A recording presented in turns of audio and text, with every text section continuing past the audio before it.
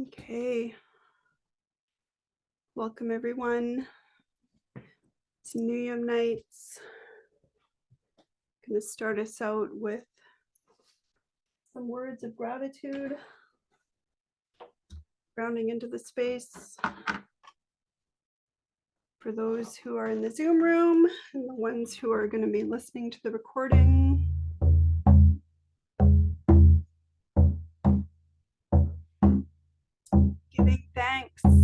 Giving thanks for all of our relations. Giving thanks for all of our relations, for the two-legged, for the four-legged, for the ones that swim, for the ones that fly, for the ones that crawl upon the earth, for the ones we cannot touch with our hands, but that we are touched by deep inside, giving thanks. Giving thanks for all of Earth's creations, for this beautiful web of creation that we're part of and all the strands that make this web up. Honoring and giving thanks for the strand that you are in this web of creation, the beautiful beam of light running through the web of creation. Giving thanks at this time for the elements and for the four sacred directions. Giving thanks for the element of earth, for the element of water, the element of air, for the element of fire. Giving thanks at this time for our traditional territory, for our ancestral lands, for the place where the mountains meet the ocean. Giving thanks for the seasons that remind us of the rhythms and patterns of life. Giving thanks for the depth of symbology and meaning in each of those seasons and the meaning that brings to our lives. Honoring whatever season you're in right now in your heart. Giving thanks. Giving thanks for all that guides us to be here at this time. Honoring that place in our hearts that has brought us here, that brought us to this moment, to this connecting, to this learning, to this receiving, to this understanding. Honoring that depth of curiosity and connectedness and inspiration that guided us here. Giving thanks at this time for the homeland, for the place where the mountains meet the ocean. Giving thanks for the trees, the rooted ones, for all the plant relatives, for the water relatives, for the winged relatives, for the ones that crawl upon the earth.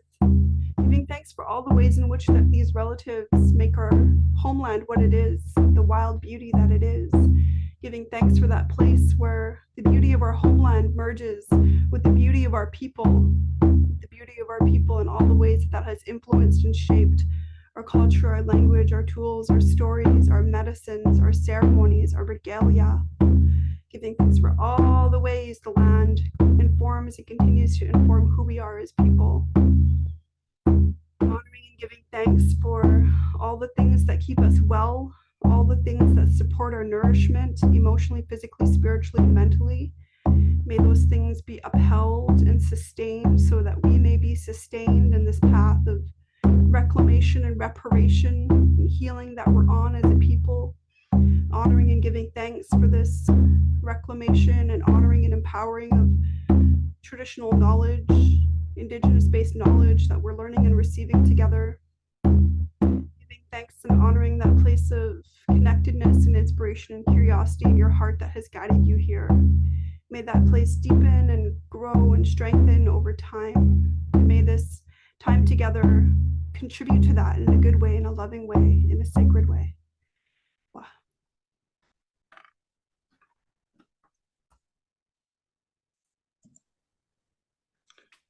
All right, thank you for that. I really enjoyed those openings, and it's just your words really connect to me. So again, thank you. So we have lost a member today, a Heisla member. So I just kind of want to take a moment of silence to honor that. And after the moment of silence, I'm going to pull out my drum and sing the Kitlow Morning Song. So we'll just take a second here.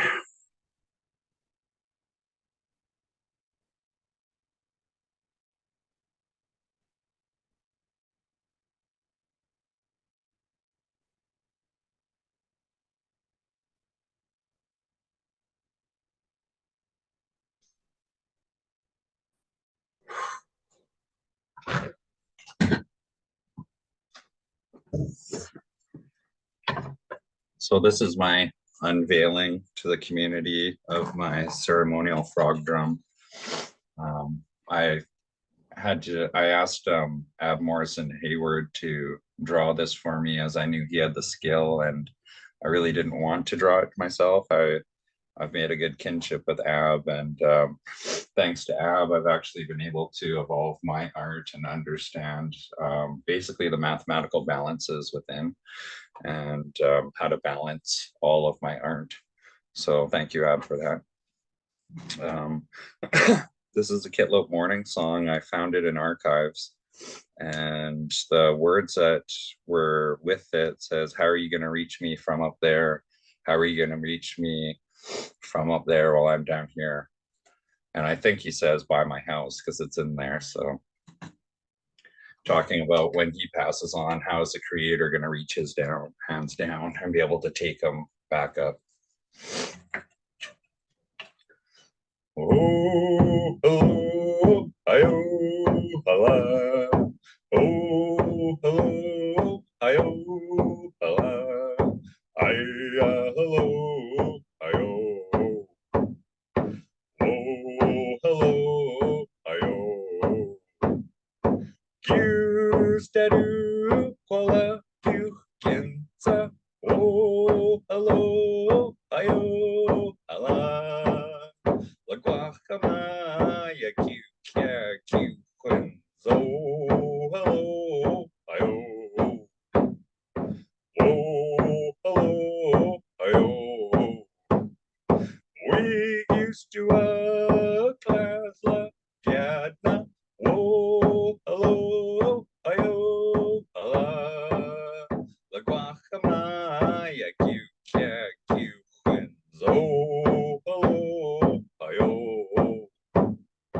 Oh, hello, hi-oh. Whoa, hello, hi-yo, hello. Whoa, hello, hi-yo, hello. Hiya, hello, hi-yo. Oh, hello, hi-yo. Stadu, kola, ginza. Whoa, hello, hi-yo, hello. La guacamaya, quinzo. Hello, hi-yo. Whoa, hello, hi-yo. We used to a class la Vietnam. Whoa, hello, hi-yo, hello. La guacamaya, quinzo. Hello, hi-yo. Oh, hello, hi-yo. We used to a class la Vietnam. Whoa, hello, hi-yo, hello. La guacamaya, quinzo. Hello, hi-yo. Oh, hello, hi-yo. Oh, hello, hi-yo, hello. Oh, hello, hi-yo, hello. Hiya, hello, hi-yo. Oh, hello, hi-yo. Stadu, kola, ginsa. Oh, hello, hi-yo, hello. La guacamaya, quinzo. Hello, hi-yo. Oh, hello, hi-yo. We used to a class la Vietnam. Whoa, hello, hi-yo, hello. La guacamaya, quinzo. Hello, hi-yo. Oh, hello, hi-yo. Oi. Wow.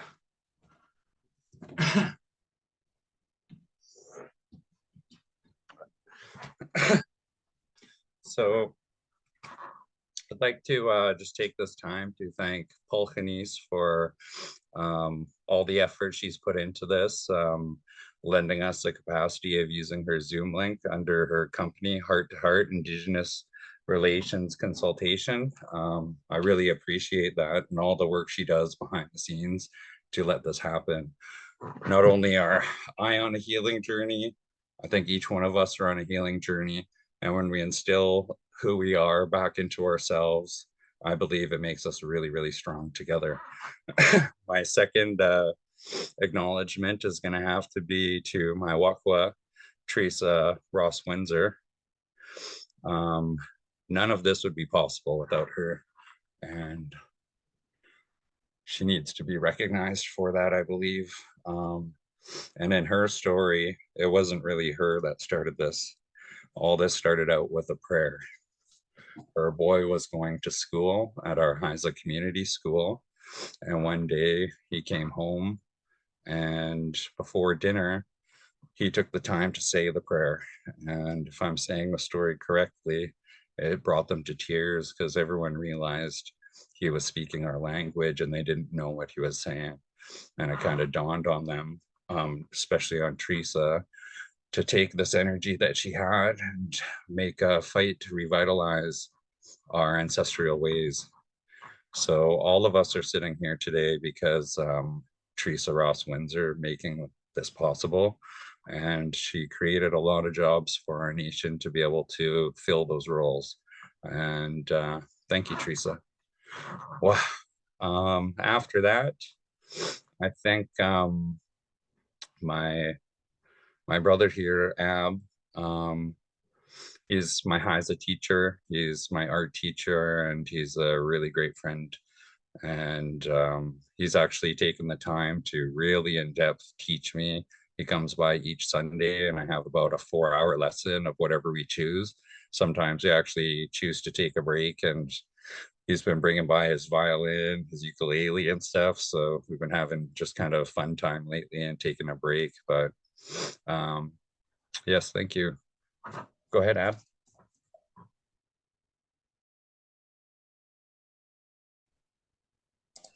Okay, so this is a list of place names that I've collected. I just wanted to share with people. So the first one here is Tsimotsa. So I think what we can do is I'll say it once and then you guys can repeat after me. So don't worry if you don't get it exactly right. Just try as best you can. So I'll say it again. Tsimotsa. Timotza. Tsimotsa.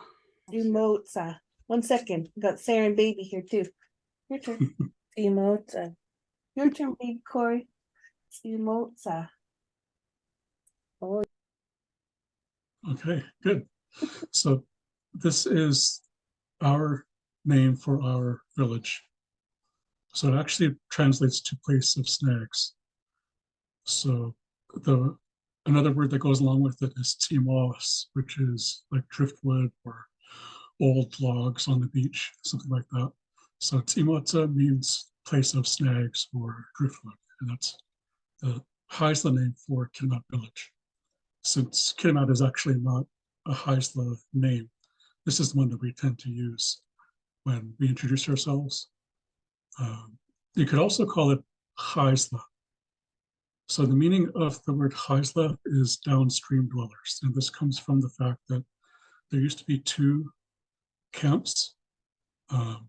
There were a couple of clans in each camp. So one was upriver, where that orange bridge coming down from terraces. So there's one camp up there with, I think 2 of our clans, 2 or 3 of our clans. So they went up there during fishing season to catch fish and prepare them and stuff like that. And then further down towards the end of the river, that was known as Haisla. So it's the downstream dwellers. That's another name for Kitimat village. So when you're introducing yourself, you can either say that you're from Tsimotsa or Haisla. It's really up to you as to which name you want to use there. Another one is Tsimaninu. So I say it again, and you guys can repeat. Tsimaninu. Imaninu. Okay, good. And this means a place with small clams. So imani means it's a type of small clam. They have like a pink, kind of a pinkish hue to their shell. So that's the first part of the word. That's imani. And then nuh means to have. So it literally means it has small clams. And this is one of the names we use to refer to Kamano. I have a question, Ab. Mhm. Does the tsi make it say that it's a beach or like a place? Because I see Timota and Timaninu both have the starts with the tsi, the ci. I'm not entirely sure. I'd have to take a closer look at that and investigate the word structure. But I believe it's kind of a coincidence that they start with the same letters. So basically, the way the language works is we have what are called root words. So I'm imagining that Timotza and Timani have different root words. They're similar, but you'll see that fairly often in the language. Sometimes words will have the same root, but they'll have different meanings on their own. So that's a possibility, but I'll have to look into that more sometime in the future. So another word for that area is Yamatsisa. Yamatsisa. So you guys can try. Yamatsisa. Yeah. Yamatsisa.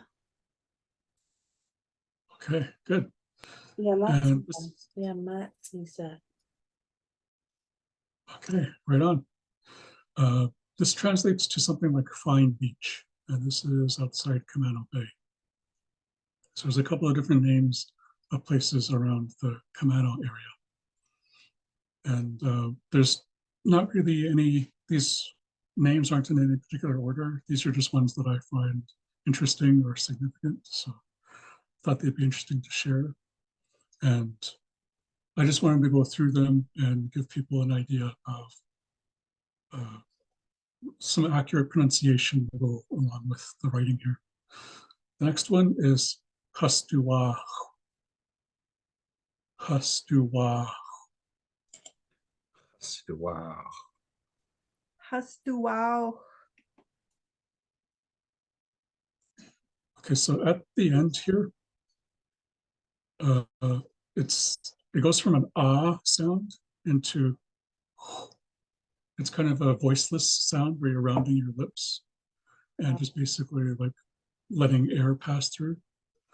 So it would be hastuwa, hastuwa. So yeah, you can go ahead and try. Sorry.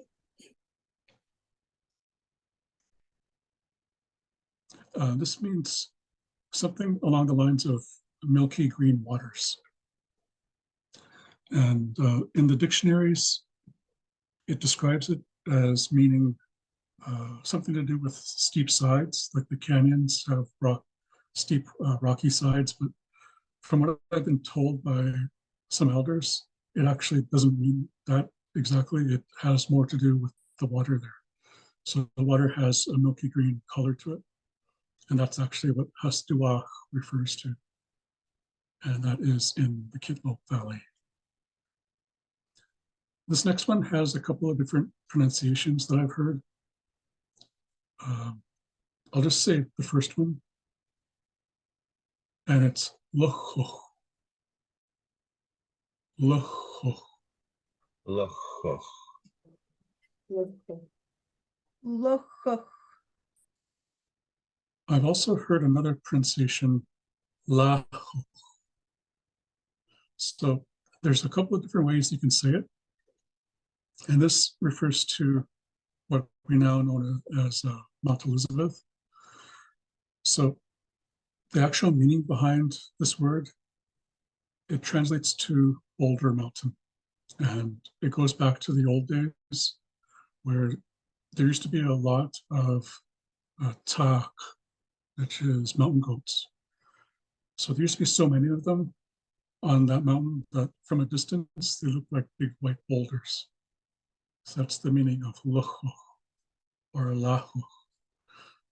Again, it's up to you as to which pronunciation you want to use. I tend to use the first one, and it comes down to word structure. So I was talking about root words before. This root word, loch, has to do with rocks or boulders, and it fits with the translation of the word. So that's why I tend to use the first pronunciation, loch. And the next one is lachakias. Lachakias. Lachakias. So lachakias is what we now know as Hirsch Creek, and it refers to the clarity of water. It literally means clear water. So that's our name for Hirsch Creek, Lachakias. The next one is Zaguis. Zaguis. Zaguis. Zaguis. Zaguis. In terms of translation, from what I've been able to find in my research, it seems to refer to a bay. It could be any bay, I think, but it specifically refers to Minette Bay. So that's our name for Minette Bay, Zaguis. Zaguis. Zaguis. The next one is Zaqualisala. Zaqualisala. Zaqualisala. Zagualisila. Okay, good. And this means new moon or crescent moon, and this is MK Bay. So I think it comes from the shape of the bay. So it has kind of a crescent shape to it. I believe Actually, I have a story that attaches to that I'm writing down now, so I could show it after and it'll explain more. Okay, cool. The next one is Gildala. Gildala. Gildala. Gildala. So with this one, it starts with a G, so it's kind of a softer sound, G. And this E, there's different ways that the sounds interact with each other. So basically what happens is when you see an E after a G, that E sounds like G. So if you're, think of like a dog that's come up to you on the street and starts barking, you'd like, get, go on, get out of here. That's kind of how you can think of it. Gildala. And this refers to the fact that it's a long river. That's the literal translation for it. This comes from the root word guilt. So it would actually have a T at the end, but it changes to D when it has the suffix added to the end of it. So then it becomes Gildala, long river. And this is what we refer to as Kildala nowadays. The next one is Giltuis. Giltuis. Giltuis. So Giltuis means long inlet. So you can see with these words, they actually are related to each other because they do have the same root word. As I said before, gilt means long. So Gildala is long river. Giltois is long inlet, also referred to as Giltois. Giltois. So you've probably noticed that a lot of these English names are kind of like the English approximation of Haisla words or words from other languages.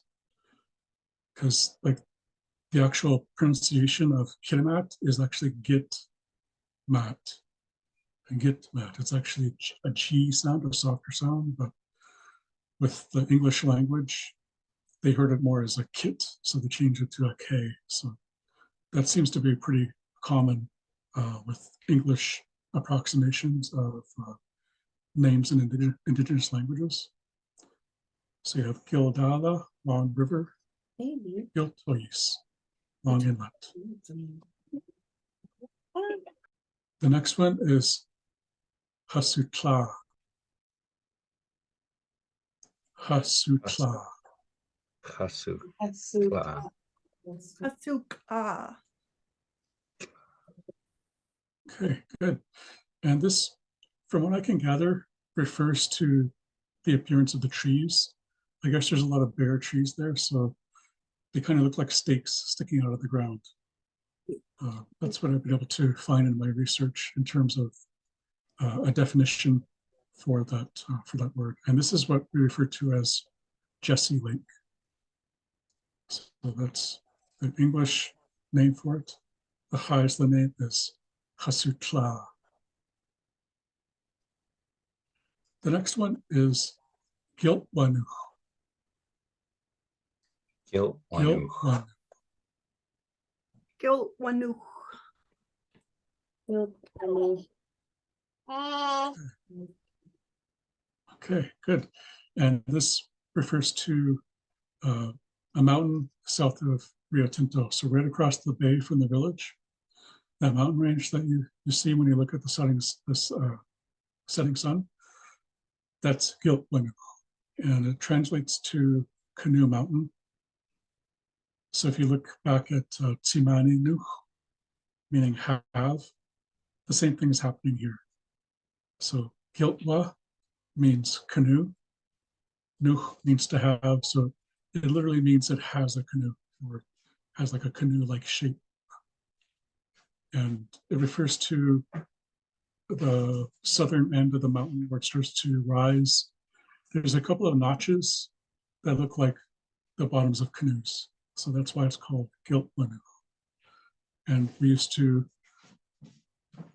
stand at a certain point in the village and look at where the sun was setting, and we'd be able to tell what season it was by its position on that mountain range. So that's Giltwanu. The next one is Aquin. Aquin. Quinn. Quinn. Aquin. Quinn. Your turn, baby. Quinn. Your turn. Good job. So this is the sandhill that's north of Rio Tinto, and it means sandhill. That's the translation for Aquin. The next one is Bees. Bees. Bees. Beast. So the translation for this is like an abandoned settlement or abandoned village or an open place. And this is what in English they call bishkol or bees or bees. I hear a lot of people say bees, but in the Haisla language, the S makes a S sound. And it always makes that sound. So in the orthography, an S will always sound like S. It won't sound like a Z, like bees. So that's something that is really useful with the orthography, is there's a lot of sounds that only make that one sound. So it's consistent and it's predictable. And when you start to really study the language and study the sounds and how they're made, that's something that is really helpful, is having a consistent standard writing system. Because when I'm reading all of these, what I'm doing is I'm predicting how each part of the word is going to sound. So I'm reading it and I'm associating the symbols that I'm seeing with the sounds. And I'm able to put those together and predict and put them together so I can pronounce them. So that's something that has been a big help in my learning personally. Do you think you can quickly show them that back to front technique? So once they learn the sounds, they're able to sound them out and help with the pronunciation?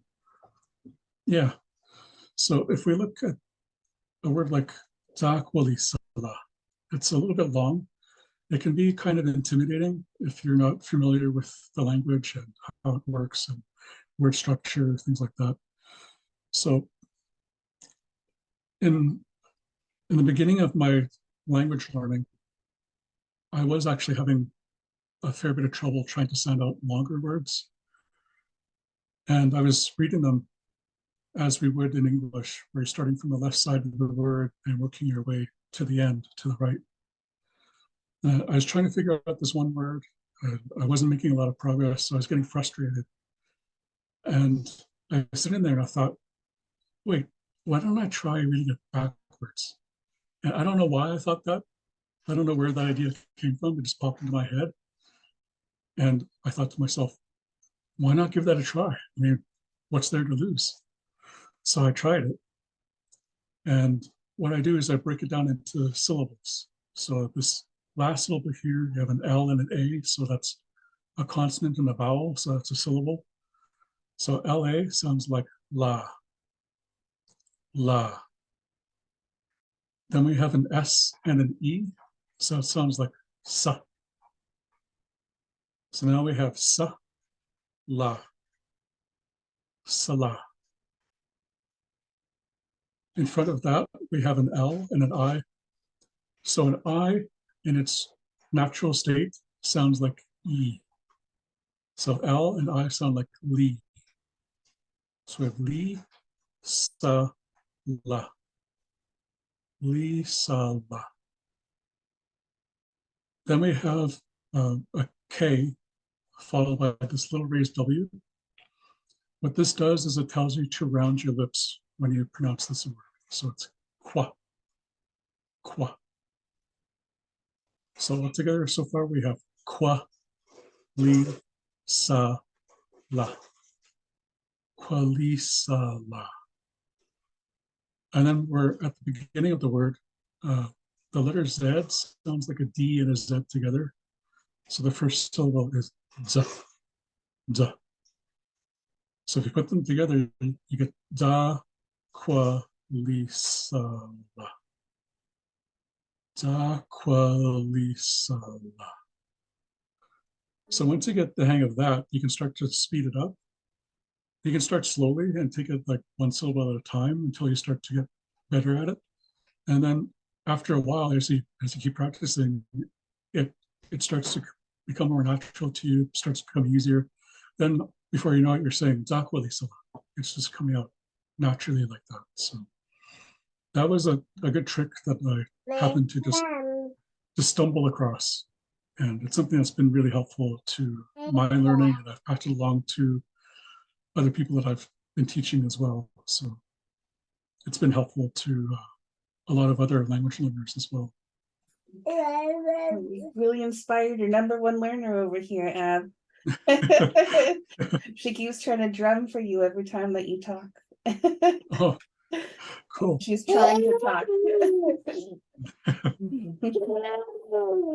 She's really happy. And the last word here that I'm going to share is getlo. Getlo. Get low. Get low. Get close. Get close. Okay, good. So this means people of the rock. And this is another word from one of our neighbors, Shinshan. And it means people of the rock. And this is what we refer to as the Kitlo or the Kitlo Valley. So that's what I wanted to share with everybody. Some of these place names that I just find interesting or significant, and just wanted to share the spellings and the accurate pronunciation with you and give you some practice in pronouncing those words. So, wow. No stuff. Yes. You're welcome. So I'm not too sure if my Wakwa Teresa wants to say anything or share any stories. If not today, we could save it for next time.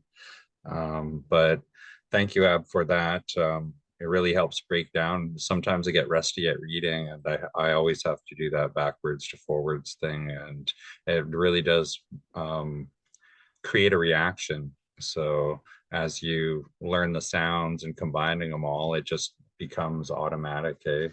Um, so I could go into, just hold on 1 second.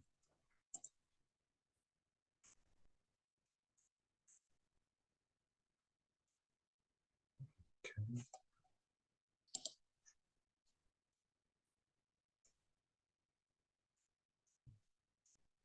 Did you want to say something, Teresa? I just wanted to say thank you both for sharing. Thanks for the acknowledgement earlier, Dustin, and thank you for sharing the morning song and honoring the bereaved family here. Um, and then also thank you to Ab for the language lesson on place names. I was following along, but I was also eating. So I had a mouthful almost every time we would say the words, but yeah, I was following along and practicing as well. Um, I told a lot of stories today at Active Measures when I was teaching, so I'm a bit winded and my voice is a bit worn from telling stories earlier. I'll come more prepared next week or next time, and I'll definitely share some stories. But thank you. When are you due, Teresa? February 20th is my due date, so a couple more weeks. Yeah, nice to see you. Yeah, good to see you. I'm glad you made it. Yeah, thanks. Mm.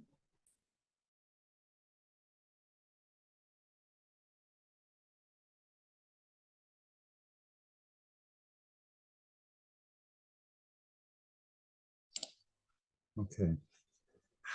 So as for some of the place names, I just want to give you a quick tour of the places that Ab was talking about. Most of us already know, but for those that aren't attending today, when Ab was talking about the northern tip of our territory, it starts at the Red Bridge here. Where is it? Yeah, see on here we have future dig sites. I've always driven down here and looked towards Kitimat, and right down here you see that little meadow there. And I have a dream of finding stuff there, like remnants of a big house and stuff. It's so close to the story of the mother of the wolves. And um, as we come down to Kitimat here, this is what Ab was referring to as the down rivers. They would come down this way. And if we go just a little further out, we have east. Now, my understanding to what the elders have told me and why it's called the abandoned site, they tried to build a community there, or maybe clans, a certain clan maybe, but the north wind got it way too cold, so they couldn't survive and they had to move to the other side. And you still see the older generation of fishermen, they come out of our dock when the north wind's blowing and they go this way and they help it take it out. They say in our territory, in the morning, the north wind will blow you out. And then in the evening, it'll gently blow you back in. And the old timers still follow that.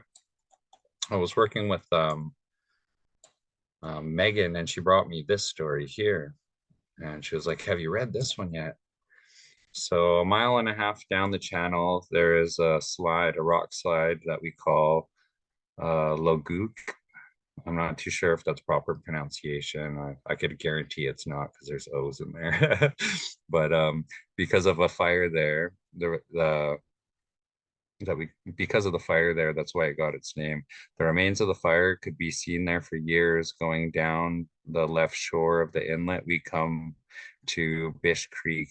There is a bay close to Bish Creek. That bay proper name is Abandoned Village. So that's what we were just referring to again. Maybe I got the pin wrong on this. One of the Kitamats one time the Kitamats lived at Bish for quite a number of years after they moved from the main village of Tlakatsuwis. bridge site from up the river. From there is a reserve there, a very small reserve at 10 acres, which is on the wrong location. The village site was actually on the eastern portion of Emsley Cove Reserve. It's interesting to know that in the late 1930s, Fred Woods Logging Company, or Fred Woods Logging Operations, they unearthed a human skull under one of the trees there in Kitas. This is not our orthography, so I can't read it. He was impressed with the size of the skull. He must have been an individual the size of a giant, because the size of the skull was almost twice the size of a normal human skull. So in probably around the 90s, late 90s, they were digging around there. This one still isn't documented. I haven't put a pin on it yet, but they were digging around there, and someone found a big giant skull. They announced it to Kitimat. Basically, there was big buzz around Kitimat that they found our Sasquatch. That's not even our word. It's supposed to be Sasquatch. Ours is Bukwus.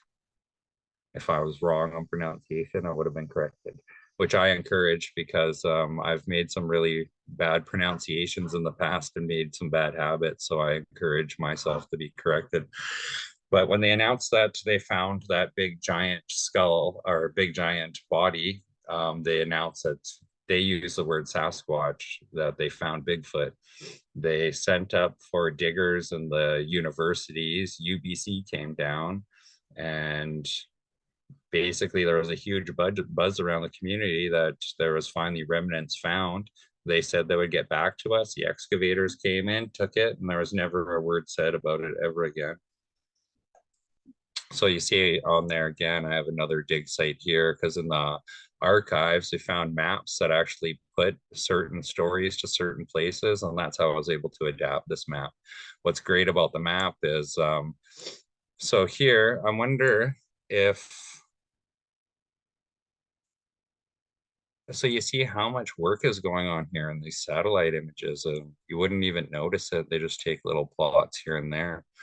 Now it makes me wonder if our Wet'suwet'en holders are even getting any compensation for that, because whoever's there to protect that land, there's supposed to be a negotiation that happens there, that they come in to say yay or nay, and there's supposed to be compensation going on. So Ab had talked about MK Bay. There's two stories there. There's the cannibal woman. I think I'll tell that one after. But this one I find the most accurate on how it got the crescent moon shape. And it involves our neighbors in the NAS as well, which I really like about this. So I just have to move it so I can read it.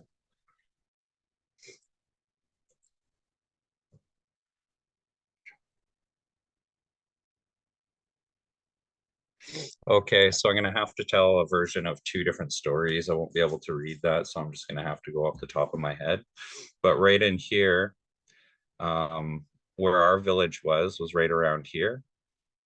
And this cannibal woman would be the English translation to our Tsilkamala. Is that correct, Deb? Pronunciation? Yeah, okay. So the Tsilkamala was, she's the equivalent to the Numgi's Tunaqua. Then if you go to the New Hulk, they have their version. I can't remember off the top of my head. It'll probably come to me. But anyways, the kids would play around the river here. And the Tsilkamala, she was really a giant lady. She was obviously a cannibal lady. And the kids would all play around there. She couldn't move fast. She was really big and her eyesight was really poor, but she had a cedar basket. And in my story that separates from here is from what my Baba had told me, is she had a big cane and she would chew pitch. And it would sound like this.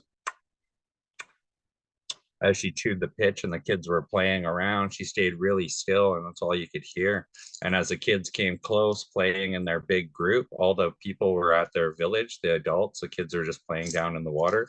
She grabbed her cane and grabbed them like this and pulled them all in and put them into the back of her backpack, the cedar basket. So she took them back home. When the adults went looking for their children down here, they noticed all of their children from the village were gone. And there was one mother that was so heartbroken. She was mourning really, really hard. As she started mourning and crying, her big giant tears, she would not leave that area. She stayed there for days crying, days upon end.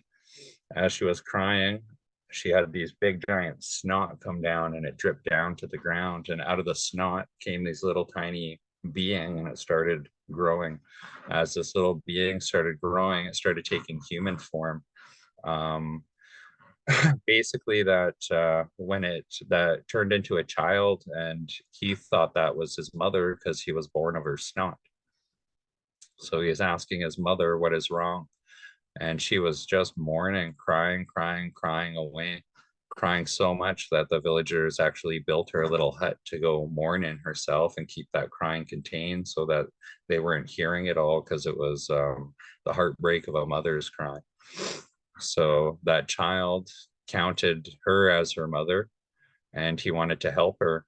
And he said, I want to help you. I'll go find this giant. And as he grew, he was a supernatural being. It turned out to be the big man we get. As Verly told me, in our territory, we called him Oh We Get. So she corrected me on my on how I was calling him. He grew really fast as he was a supernatural being. He grew really, really fast, and he was a really big man. And he set off to find that Stilkamala. He walked and he walked, and then he came across. I'm assuming it's around here, when before this was all logged out, and he was able to find the Stilkamala, and she was sitting there walking up with her cane really, really slow, and she glanced at the water, and he had run up a tree. At the top of the tree, he was looking down at her, and she looked at the water and she thought she was just handsome and beautiful. She was like, oh, look at me. Meanwhile, she was looking at her own reflection. As she looked at her own reflection, he made a move that she never made, and she kind of looked up at him. She was like, hey, you up there, come down here. He went down to the bottom, and at that time she was asking him, how did you get so handsome? You're really, really handsome. He said, I took a whole bunch of smooth rocks and placed them on my face and I rub them. I could teach you how to do this. He had seen where she came from, so she know where his or that big house was. And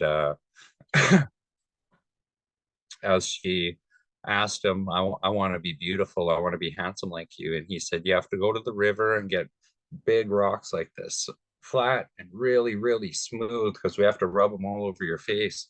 She went, and he went into her big house really quickly, and he grabbed he let the children out of the basket, and he told the children his plan, and he said, I'm going to distract her. I want you guys to run back to where you are. So as the children were running back, that Silkamala came out, and she had the really big rocks, hard time walking, and he was like, no, no, you have to get the really big ones. And she was getting mad at him because she got what she thought he wanted, and he was distracting her as well. So he told her to go grab that, and she went back to the river. The children ran around and went home. As the children went home, she came back with a really big rock, and he said, you have to lie down now. You have to lie down, and I'm going to show you how to get beautiful. I'm going to show you how I made myself handsome. She lied down, and in the story that we read in the archives, that's where it ends. But this is where our orthography is really important, because there was no English translations. They wouldn't translate it. So I took the words that we had, and I sat with Ab and I said, what could he be saying here? Turns out Ad did a linguistic analysis on that, and he went and found the root words, found out what he did, and it turned out they smashed that rock on the Tsilkamala's head, killing the Tsilkamala. She had a husband that lived in the big house as well, and he walked up to the big house, and he saw these giants had restolen the moon out of the sky. At some point, the giants had grabbed the moon and they tacked it up, much like my drum, over the fireplace. and Wiegitz wanted to steal it. He stole it once before, and he had grabbed the moon. And if you could imagine a beak like this grabbing the moon and a nail hanging there, and he ended up ripping off a piece that was creating the crescent moon. And that crescent moon, he was really excited to have this big glowing piece of crescent moon. And in the story from the archives, this is where my story kind of ends, but the one story in the archives, he went up to the NAS and they were asking him where he was going. He said, I'm going up to the NAS, it's Ulican season. So he wanted to trade that crescent moon for Ulicans up there.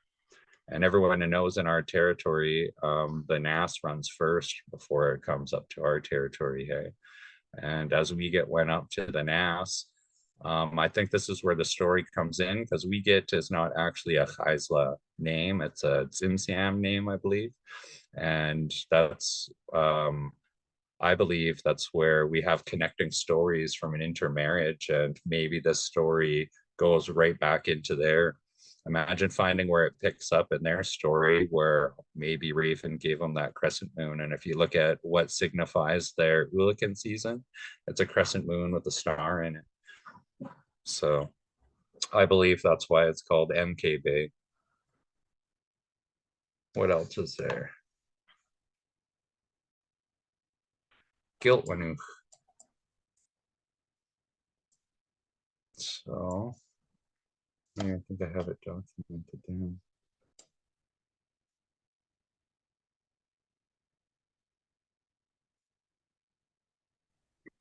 Dustin, just to touch on the stories of Wiegit and the shared stories. Yeah. A good book to read is actually partially authored by the late Bill Reed, and it's called Raven Steals the Light. And there's a lot of our shared stories within that book, but it also connects to other stories that I've heard from other areas, like the one you just shared. So makes me think of how Wiegit probably connected a lot of us in his travels. And I have a big future project that I want to do. So I'm actually going to skip Giltwanuch because I don't want to lose this one. I'm just going to put it back to north. But when we look at the Grease Trail and the Kitlope, it goes over to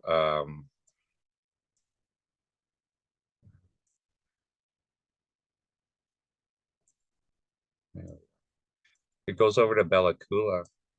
And Teresa, myself, and my sister were lucky enough to come into Bella Coola here. And we were, where is it? Yeah, right there. Oh, you have Kim's foot on there. Yeah. So we came into Bella Coola for a potlatch that we were invited to from the Wallace family, which is our relative through Margaret Wallace. She was a Kitlope, and she had 4 grandfathers that were really, really big chiefs of the Kitlope, and she had brought names and had an intermarriage there. So we went to Rediscovery, and I looked at this guy, and he looked just like my family. He had what we call the Camano ears. And he had the cheeks like me, and I was just looking at him, and I'm like, "Who's your grandparents?" He said, "Andy Wallace." I was like, "No way," because my grandfather had great conversations with Andy Wallace, and we had just met at Rediscovery.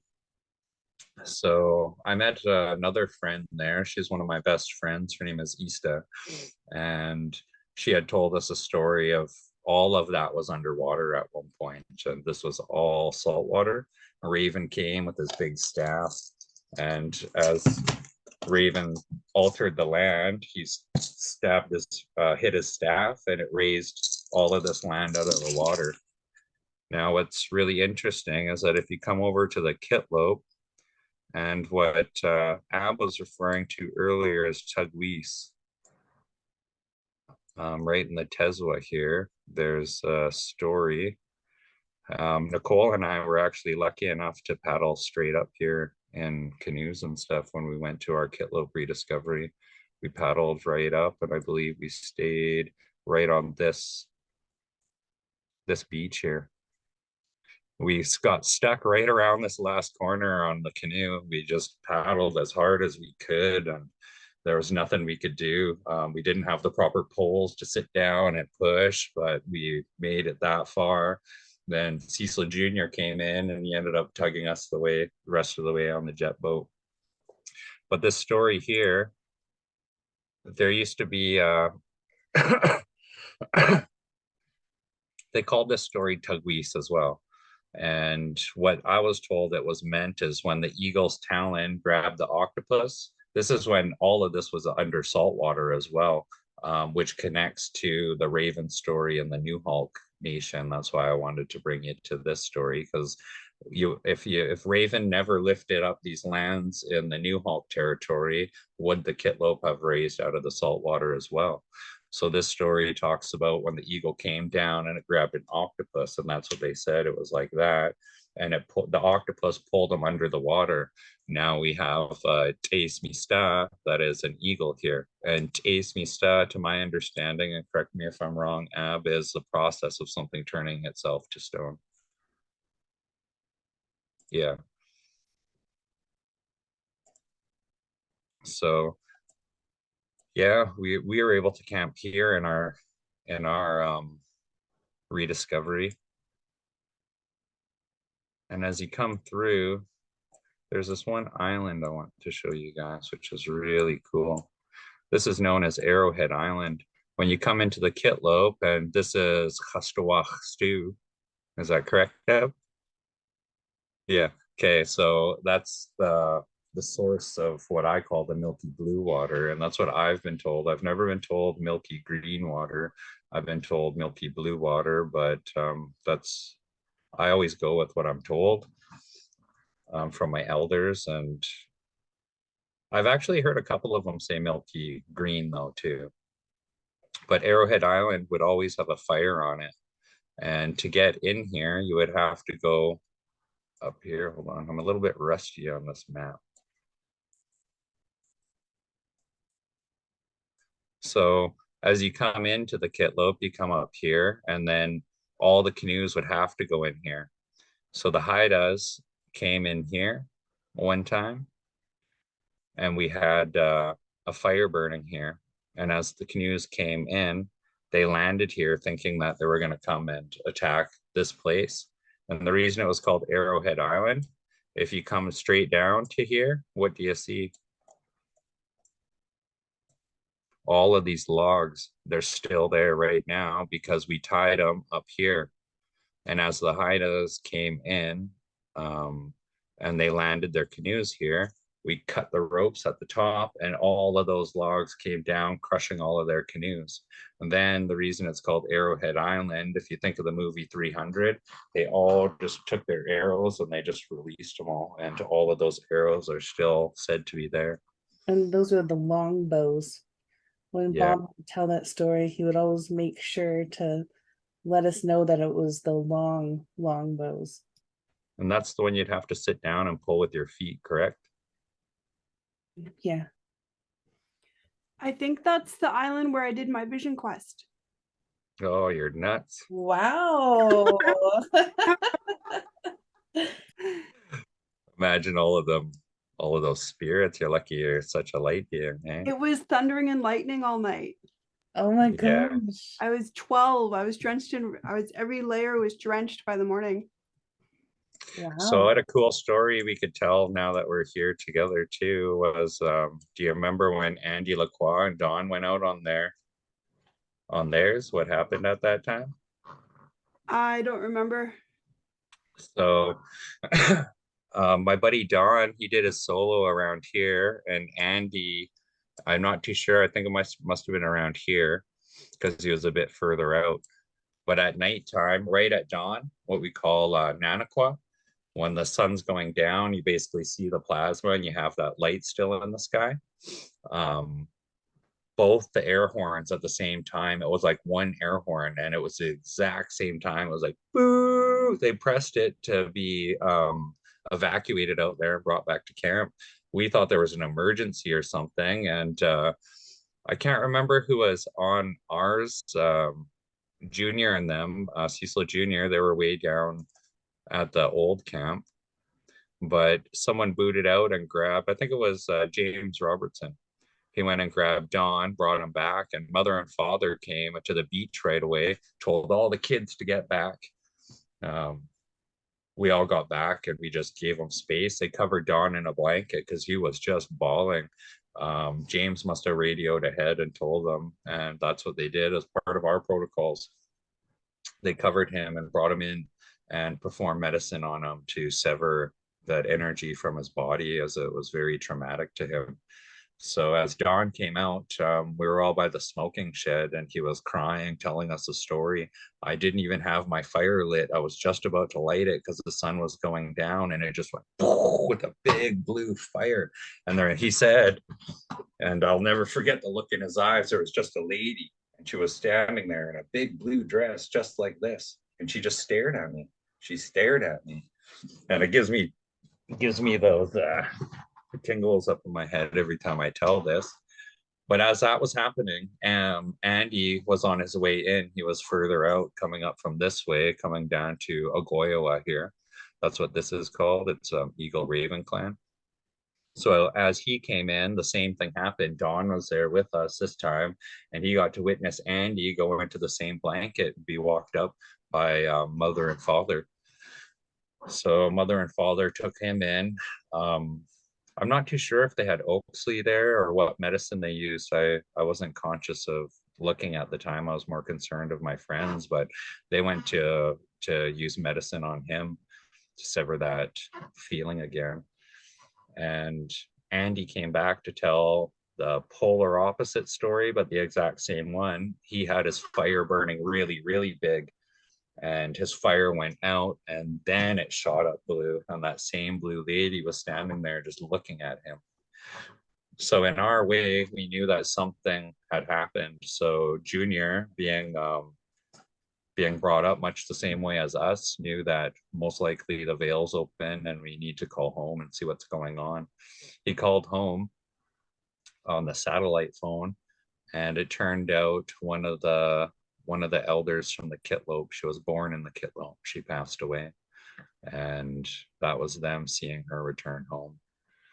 Later on that night, I'm not too sure if we could see it here, but in our camp we had, yeah, we came up here. Look, someone actually flew in there, it looks like, on this gate. So our camp was in here, around there. The males and females tents are in here, and then there was a solar powered outhouse that would help biodegrade the human waste. But the smoke shack was over here. We had to go to the smoke shack to have cigarettes. It's the only place you're allowed to smoke in the Kitlope, was in that smokehouse. So we went in there and we're having a cigarette. And the smokehouse is much like, just like the book, for those that don't know, there's an entrance here and it went to the back, and it was just one of our smokehouses. So in the Kitlope, when we got there, they told us one of the things is not to scare anybody. We're not to jump out. We're not to do that. We don't teach that. We don't scare one another. Hey.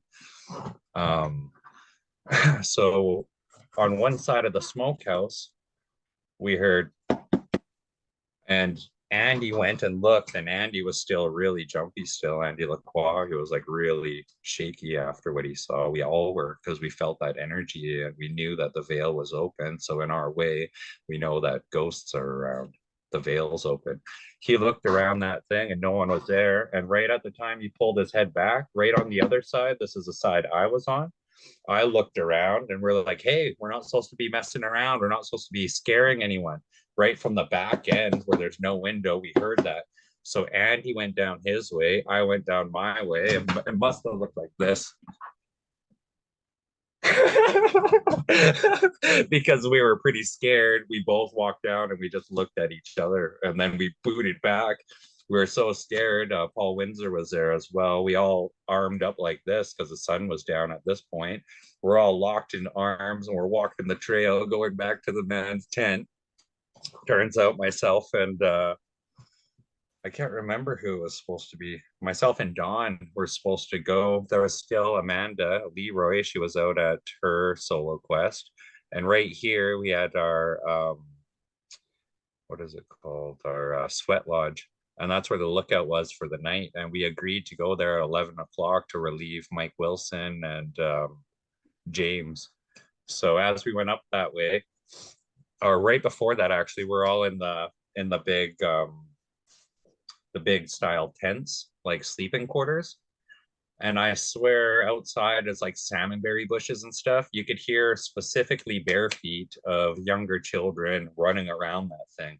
And we were so scared. And something my Baba had told me was if you're scared, you have to burp or fart. The ghost can't live in there. So, well, we were guys. We basically always have gas. So we all start farting. The place must have just reeked up, or we felt so safe.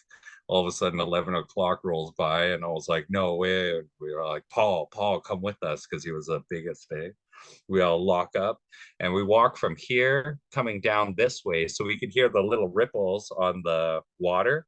And in here we could like every step for step, we're linked like this, walking on the beach. You could barely hear our steps, but you could hear the steps following us in the salmonberry bushes. We flash over with the flashlight. There's nobody there. We keep walking really fast. Before we know it, we're booting down. We get inside to that sweat lodge and we passed out right away. Like we just lied down and fell asleep. And poor James and Mike had to continue that watch for that night. Hey? And that's one of our stories where we were actually, this is a live story, we lived it down in the Kitlope. And here you've never ever seen stars ever like you have in the Kitlope. Like literally in the sky, it's just like looking at this river here, seeing the Milky Way going right through it. The only other place I've seen stars like that was at Soaring Spirits Camp, because they're so isolated from the lights, eh? And as you could see how much stories, it's all the red pins, there is to our land. They said when you go down our channel, for every foot there's a new story. And that's how rich we were in our ancestral teachings. I'm hoping after we get all of these put onto YouTube and start sharing them more, we'll be able to get a lot more people in here, especially elders. And when they say, hey, wait there, I'll be able to come down. I'll just be able to edit a new pin on it and open it up and start putting the stories back on. And that's the biggest thing about this tool. And one day I would love to get into, like I first started talking about, tracking the raven from the all around. He doesn't have to be called Weegit and all of the places, but the raven is known all up and down this area. And typically your First Nations creation stories from ones that I've studied, it typically has to do with a raven. You go further down, coyotes, or the raven and the coyotes. So we've hit 8:10 already, and I think it's a good time to take a break for a little while. Yeah, that'd be good. Want to come back at 8:15? Yeah, for sure. I hope we can get Trent here to tell the Goali story. I know Galali and the broken part that Baba taught me, but it sucks that you're here now, because I'm like, oh man.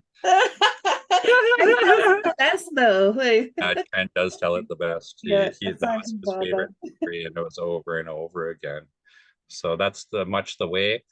Our ancestral stories start off really small and slow, short, and then over the time it gets to be a really big one, and that's how they train your mind.